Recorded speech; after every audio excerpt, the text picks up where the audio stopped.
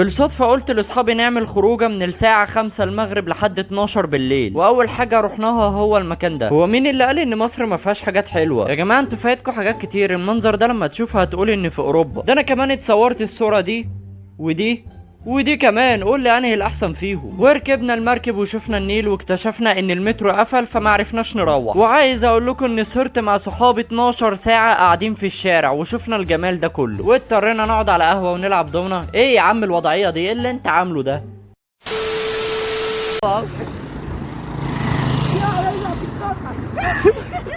ووبا، احلى مسا على كل المشاهدين. بنكلمكم من عند نهر النيل، وتعالوا نشوف السهرة الجميلة والجولة الجميلة ونهر النيل. وهي دي المراكب اللي هتاخدنا جولة في نهر النيل. طبعا في اكبر من كده بكتير بس اغلى، بس مش معنى كده ان المراكب الصغيرة هتبقى وحشة، والدليل اتفرج معايا للاخر. لو انت عمرك ما رحت المكان ده فهخليك تحس كأنك هناك بالظبط. يلا بقى كفاية كلام ونخش على الفيديو.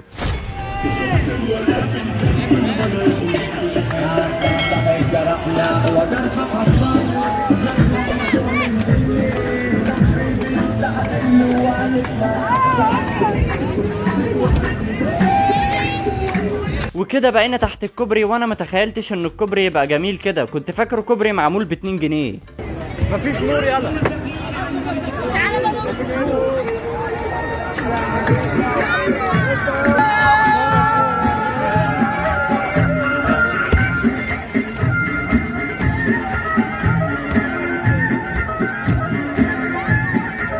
شايفين البنت اللي متشعلقه زي القرد دي؟ ولما يحصل مصيبه ترجعوا ترموا اللوم على صاحب المركب.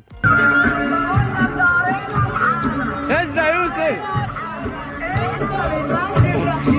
وكان في حاجه غريبه في المركب دي. المركب كان مقسوم نصين، نص عمال يشهيص ويفرح ويرقص، والنص التاني كئيب كده زعلان واقف كده ما بيعملش حاجه. بس العيب مش عليهم، العيب على اللي جاي حالا. الموضوع خرج عن السيطره.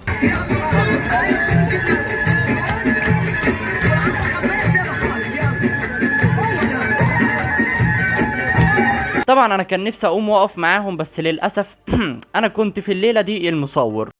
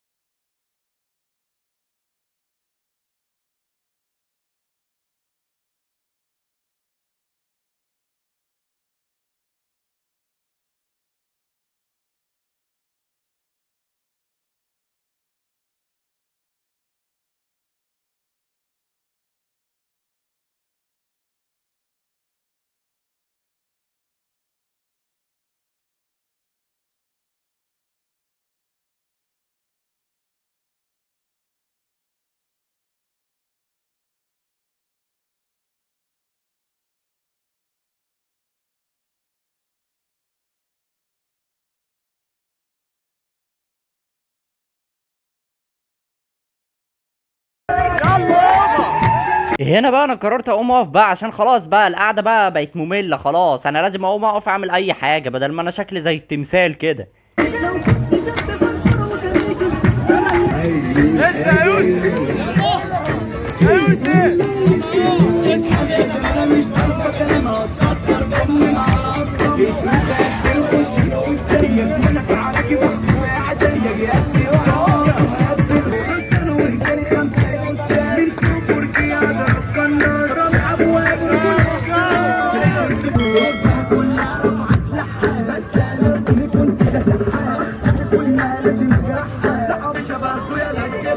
مش حمل عشان تندبوا لعنة هنلعب من رجالة وبتجوا في الشارع تقلبوا.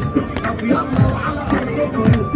واخيرا راجعين من الرحلة العميقة وقعدت نص ساعة، وبننزل من المراكب وبنودع. بس بصراحة كانت جولة جميلة وانا حبيتها جدا، وانتوا كمان لازم تروحوا تجربوها في وسط البلد. بس عيبها الوحيد ان هو الدنيا زحمة. وايه يا عم الناس المقرفة اللي بترمي الحاجات في نهر النيل دي، وفي الاخر ترجعوا تشتكوا ان المية بتنزل من الحنفيات وحشة؟ ما تنضفوا بقى يا جدعان. وانا حسيتكم كده زهقتوا من نهر النيل. طب عينيا يا جدعان هغير لكم يا عم، السهرة طويلة لسه. وهنا قعدنا في كافيه ولقينا الشاي ب 30 جنيه. انت متخيل؟ ده اقل سعر في وسط البلد على فكره. استمتعوا انتوا بالمنظر الجميل ده وانا هحكي لكم احنا قعدنا ليه 12 ساعه في الشارع. كل الفكره واحنا في الكافيه كانت الساعه 1 بالليل، واحنا ما كناش نعرف ان المترو بيقفل الساعه 12 بالليل، واحنا طبعا الطريقه الوحيده عشان نرجع لبيتنا بالمترو، وحتى اصلا ما كانش فيه مواصلات. فسالنا الناس اللي جنب المترو قالوا لنا المترو بيفتح الساعه 7 الصبح، فاضطرينا نقعد على جنب ونتفرج على المنظر الجميل ده ونلعب شويه.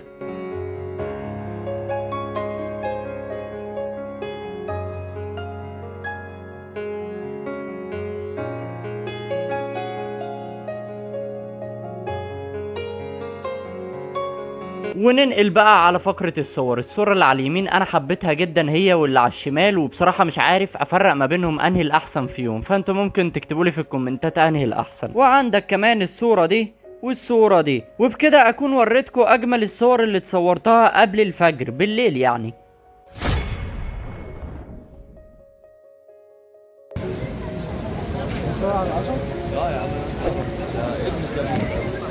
يا ابني ادمت يا ابني صورة الأسد ادمت.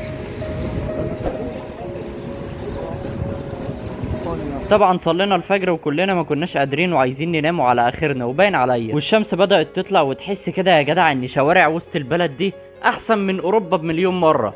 ولا هو انا كده ببالغ يا جدعان ولا ايه؟ بس فعلا هي جميله على الصبح، لكن بالليل بتبقى زحمه. فانا نصيحتي ليك لو حبيت تروح هناك روح احسن على الساعه 10 الصبح، حتى السياح يا عم بيروحوا الساعه 10 الصبح، حاجه جميله. وبكده كلنا هنجري على المترو لان الساعه 7 وخلاص قرب يفتح، وهنودع المناظر الجميله دي لاننا بنخرج كل فين وفين. وكمان حبيت اوريكم الصور الصبح بعد الفجر، وانتوا برضو قرروا بالليل احسن ولا الصبح. يا جدع احلى حاجه اما تركب المترو، بتحس كده المترو بيت يا جدع، بيت كامل. واصحابي طبعا كلهم نايمين وانا الوحيد اللي صاحي. ايه ده صاحي. وبس كده يا اخواتي، اتمنى تكونوا استمتعتوا بال 12 ساعه اللي قعدناهم، وانا لخصتهم تقريبا في 7 دقايق. يعني مفيش حد هيعمل كده اصلا، يوم ما حد يعمل فيديو عن كده هيلخصه في ربع ساعه، تلت ساعه، نص ساعه. بس يا عم ماشي، ما تعدش الجمايل. اقل حاجه تعملها لي دلوقتي تحط لايك وتعمل اشتراك وتفعل الجرس عشان تشوفني تاني واشوفك تاني ونحب بعض. وبس كده، استمتعت معاكم جدا والسلام.